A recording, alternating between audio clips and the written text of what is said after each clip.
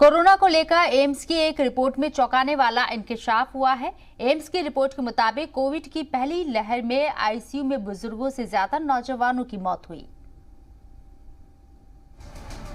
AIIMS की report में corona से होने वाली अमवात को लेकर एक बड़ा इंकशाफ हुआ है।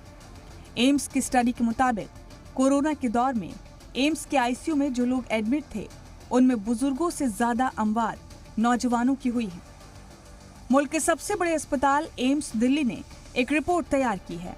इस रिपोर्ट से मालूम होता है कि कोरोना की पहली लहर में एम्स दिल्ली के आईसीयू वार्ड में दाखिल हुए कोरोना मरीजों में बुजुर्गों से ज्यादा 18 से 50 साल के लोगों की अमवात हुई है।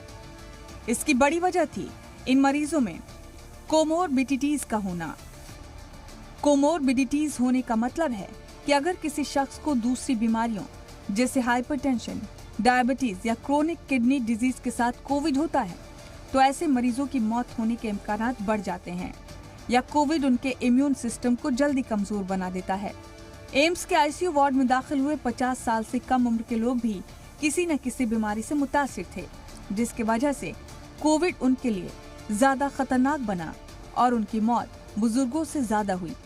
एम्स ने स्टडी 4 अप्रैल से लेकर 24 जुलाई के बीच 2 फेजेज में की, जिसमें एम्स दिल्ली ने ये पहले फेज की स्टडी की है। ब्यूरो रिपोर्ट, जी मीडिया।